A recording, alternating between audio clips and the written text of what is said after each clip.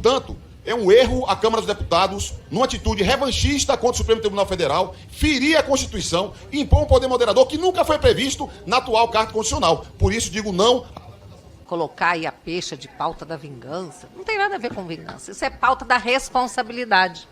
Nós, parlamentares, estamos sendo chamados à responsabilidade. E foi na Comissão de Constituição e Justiça, CCJ, que está sendo votada uma PEC muito importante, a PEC 8, que pode acabar com a farra, principalmente do ministro Alexandre de Moraes. Enquanto isso, os deputados de esquerda estão tentando de todas as maneiras fazer para atrapalhar, para que essa PEC não avance. Mas se você quer entender um pouco mais sobre a PEC 8, olha o que vai dizer ela, Carolina de Tone. Vamos pautar a PEC 8, que trata das decisões monocráticas, que foi amplamente apoiada e aprovada no Senado Federal.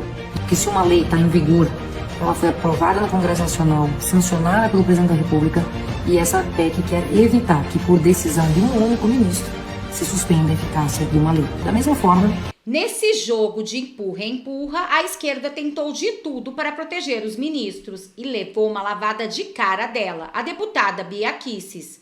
Ela detonou com os esquerdistas. E olha o que aconteceu na CCJ. Eu quero defender a Constituição Federal do Brasil, que eu jurei cumprir e fazer cumprir quando tomei posse aqui na Câmara dos Deputados. E a nossa Constituição estabelece uma separação entre os poderes, o Poder Executivo, o Poder Legislativo e o Poder Judiciário.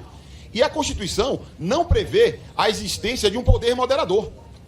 Houve outras constituições onde havia a previsão de um poder moderador, que era um poder que pairava sobre os outros poderes. O que se pretende aqui é estabelecer mecanismos para que o Poder Legislativo fira decisões do Poder Judiciário, meu Deus. Isso é usurpar a competência do Poder Judiciário. Portanto, é um erro a Câmara dos Deputados, numa atitude revanchista contra o Supremo Tribunal Federal, ferir a Constituição e impor um poder moderador que nunca foi previsto na atual Carta Constitucional. Por isso, digo não. Como Antonião, nós defendemos a retirada de pauta porque essa proposta ela está apartada da Constituição. Leiam o artigo 60, parágrafo 4º, que veda a emenda constitucional que abafe, termine com a separação e independência dos poderes. Como destacou o deputado Orlando, poder moderador a gente teve no Império, regime aristocrático, e na ditadura do Estado Novo, na polaca, que inclusive não tinha o menor apreço pelo parlamento. Então, nós queremos dizer que essa proposta ela deve ser examinada a seu tempo, não agora. Veio para a Comissão de Constituição e Justiça 2 dias depois da decisão do ministro Flávio Dino sobre as emendas parlamentares. Claro, o intuito de retaliação. Então, a nossa posição é pelo... Dessa tarde hoje, que alguns querem colocar aí a peixe de pauta da vingança, não tem nada a ver com vingança, isso é pauta da responsabilidade. Nós, parlamentares, estamos sendo chamados à responsabilidade para trazermos a ordem à nossa democracia relativa do governo do PT. O que nós estamos assistindo é a barbárie. Nós estamos assistindo a censura ser imposta nesse Brasil, a imunidade parlamentar sendo desrespeitada, parlamentar preso, contas bancárias e contas de redes sociais de jornalistas, de pessoas do povo, sendo suspensas sem o devido processo legal. Mais de 1.500 pessoas, quase 2.000, sendo julgadas pelo Supremo sem prerrogativa de foro. E nós vamos ficar assistindo isso e fingir que está tudo normal? Sério mesmo? Tem gente aqui que diz que jurou a Constituição, que está aqui para cumprir a Constituição e vira as costas para o fato do presidente do Supremo ter declarado, sem nenhum constrangimento, deputado, sem medo de qualquer punição. O ministro Barroso declarou o seguinte: para eles. O Judiciário deixou de ser, já de algum tempo, um departamento técnico especializado e passou a ser um poder político na vida brasileira. Eu acho que essa é a primeira observação importante. Houve uma mudança na natureza do papel, na visibilidade e nas expectativas que existem em relação ao poder judiciário. Porque que PEC que nós votamos no Congresso para mudar a atribuição do Supremo? Então, isso, gente, isso é sério, isso é de uma gravidade, mas uma gravidade gigantesca, tá? Isso aí já valeria um impeachment do ministro Barroso, porque a lei de responsabilidade fala que ministro do Supremo não pode ter atividade política partidária. E hoje eles estão jogando no campo político e confessam isso, porque eles têm certeza da impunidade. Olha que ponto nós chegamos. Eu quero aqui, se vocês me permitem, ressaltar a importância da mídia. Numa democracia em que a mídia faz o seu papel, cobrando, fiscalizando, apontando o que está de errado, quem está fazendo errado não se sustenta. Tá? Mas quando a mídia passa o pano, faz de conta que está tudo bem, a mídia está contribuindo para esse caos. O ministro Barroso declarou o seguinte: ser um poder político. Primeiro, o judiciário nunca foi poder. A gente diz que, sim, temos 3 poderes, mas a natureza do judiciário não é de poder porque não tem voto. E só pode ter poder quem tem voto. Está na Constituição. Todo poder emana do povo. Todo poder emana do povo. Então, embora se chame, né, de poder legislativo, ele é um órgão, ele não é um poder de verdade. A sua natureza jurídica não é de poder.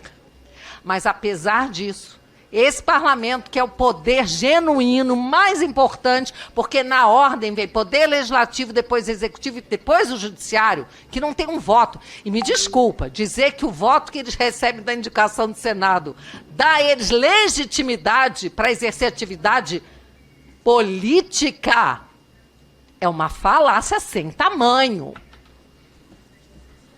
Eles não receberam voto para exercer atividade política, que, aliás, é vedada pela Constituição e pela Lei 1079, da Lei de Responsabilidade, a lei do impeachment.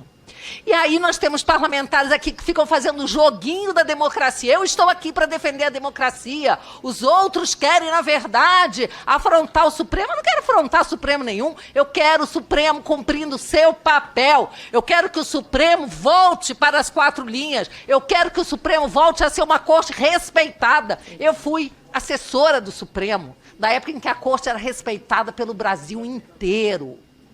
Depois eu fui assistindo o Supremo virar, sabe o quê?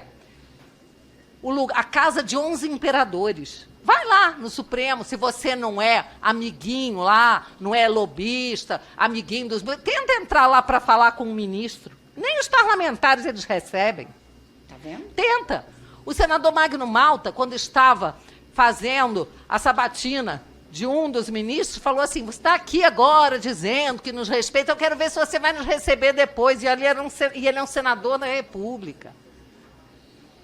Eu fui coordenadora na Procuradoria do Distrito Federal, dos tribunais superiores. Eu atuava lá e coordenava todos os procuradores que atuavam lá. Sempre fui respeitadíssima por vários ministros que foram meus professores na UNB. Sempre transitei bem e fui respeitada. Hoje, como parlamentar, eu sou desrespeitada. Eu sou enfiada em inquéritos ilegais, imorais, inconstitucionais, que nunca acabam e sem nunca ter cometido um crime.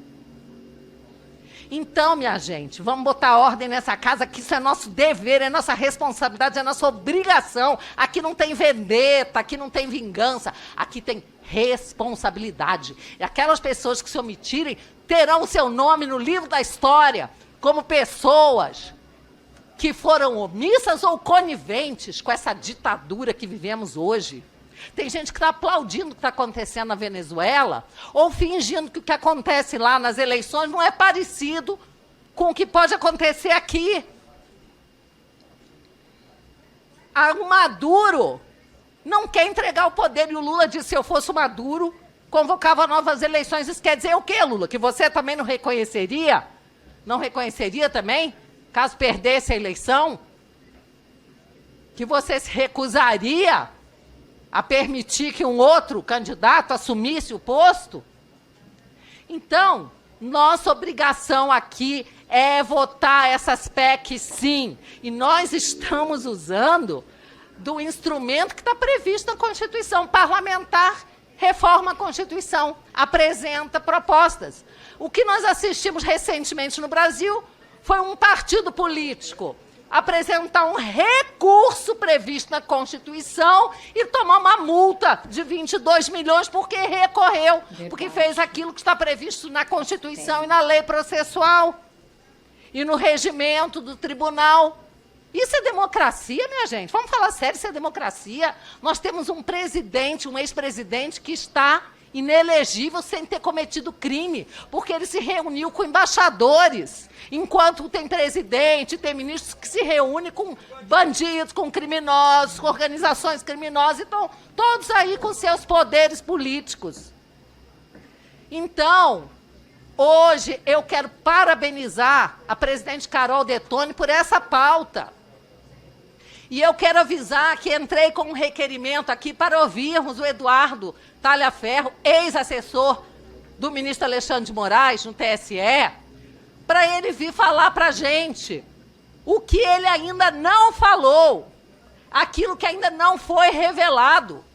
Mas quero lembrar que existem 6 gigas de informações para serem trazidas a público, para serem reveladas, e elas serão. E não adianta querer fingir que nós estamos numa democracia linda e que os parlamentares que se indignam, que não se conformam e lutam pela democracia, que são indignados com a censura, que não aceitam, que lutam todos os dias contra a censura, é que estão querendo provocar o Supremo. Por quê? O Supremo é composto de homens ou de imperadores inquestionáveis? Né? Por que as atitudes erradas deles, equivocadas, não podem ser questionadas nesse parlamento, que é a Casa do Povo? Mas nós vamos continuar, senhora presidente, questionando, trazendo propostas e lutando para bem representar o povo que não aguenta mais essa tirania.